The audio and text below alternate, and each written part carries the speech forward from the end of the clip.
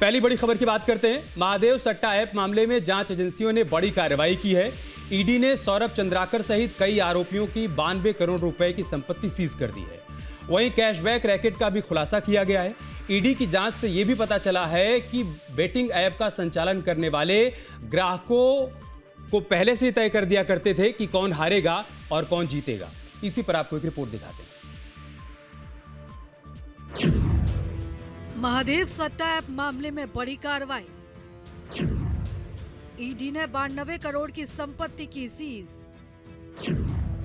जांच एजेंसियों ने किया बड़ा खुलासा।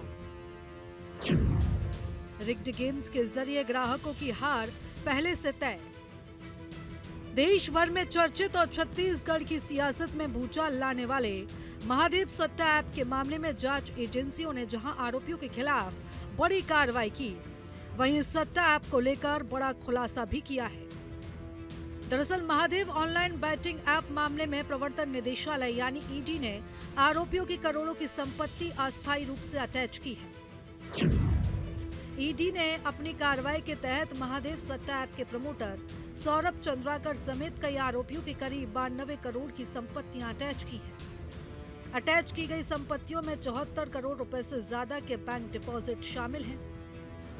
ये deposit perfect plan investment LLC और एक्सिम जनरल ट्रेडिंग GZCO के नाम पर थे। इन कंपनियों का सीधा संबंध सौरभ चंद्राकर, अनिल कुमार अग्रवाल, विकास छपरिया से है। इसके अलावा 17 करोड़ रुपए की संपत्ति दुबई के हवाला ऑपरेटर गगन गुप्ता और इसी के साथ ही skyexchange.com से जुड़ी है। ईडी के मुताबिक हवाला के पैसे गगन गुप्ता और उनकी कंपनी की मदद से ठिकाने लगाए गए हैं। बता दें कि महादेव ऐप को सौरभ चंद्राकर, रवि उप्पल ने प्रमोट किया था। दोनों छत्तीसगढ़ के रहने वाले हैं, फिलहाल दुबई में मौजूद हैं। भारत सरकार उनकी प्रत्यर्पण प्रक्रिया के लिए लगातार प्रयास कर रही है और अब तक जांच में पता चला है कि महादेव ऑनलाइन बुक ऐप और skyexchange.com के जरिए बड़े पैमाने पर अवैध ऑनलाइन सट्टेबाजी कराई जा रही थी। महादेव ऐप में कई रिग्ड गेम्स के जरिए ऐप संचालक ग्राहकों की हार पहले से तय करते थे। जांच एजेंसियों के मुताबिक महादेव ऐप सिंडिकेट के सदस्यों ने अपने ग्राहकों से लूटी रकम को हवाला network, trade based money laundering और क्रिप्टो एसेट्स के जरिए विदेशों में भेजा। बाद में इसी पैसे को FPI के नाम पर भारतीय शेयर बाजार में लगाया। ईडी ने एक बड़े कैशबैक रैकेट का खुलासा किया। जांच में सामने आया कि FPI कंपनियां भारतीय लिस्टेड कंपनियों में भारी निवेश करती थीं और बदले में कंपनियों के प्रमोटर्स को 30 से 40% रकम नगद लौटानी पड़ती थी। ईडी का दावा है कि गगन गुप्ता को सलासा टेक्नो इंजीनियरिंग और टाइगर लॉजिस्टिक्स से जुड़े सौदों में कम से कम 98 करोड़ रुपए का फायदा हुआ। अब तक इस मामले में ईडी ने 5 चार्जशीट दाखिल की और इसके साथ ही 13 आरोपी गिरफ्तार किए गए।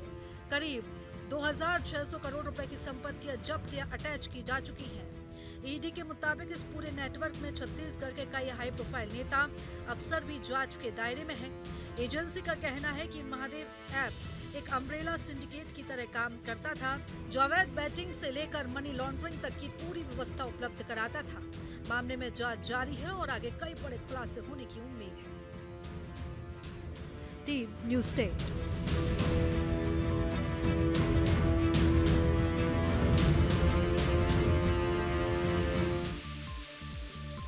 और चलिए आपको ग्राफिक के जरिए आसान करके बताते हैं कि महादेव सट्टा ऐप कैसे काम करता था और कैसे इसके जरिए लोगों को ठगा गया। पैसा कमाने का लोभ देकर कंपनी यूजर्स को जोड़ती है। इसके अलावा ऐप पर online casino, poker, card game पर पैसे लगाए जाते हैं। Badminton, tennis, football, live cricket पर भी सट्टेबाजी की जाती है। इसके जरिए एजेंट और ऐड के जरिए लोग ऐप से जुड़ा करते हैं। यही अभी तक होता आया है।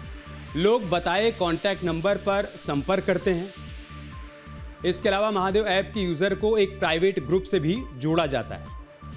और बड़ी बात यह है कि पैसा कमाने का लोभ देकर कंपनी यूजर्स को जोड़ती है। उनको कहती है कि इसके जरिए आपको ज्यादा पैसा मिलेगा। ऐप पर online casino, poker, card game पर पैसे लगाते हैं और इसमें पहले से ही तय होता है कि किसकी हार होनी है और किसकी जीत होनी है। आपके मोबाइल पर तुरंत आएगी ब्रेकिंग न्यूज।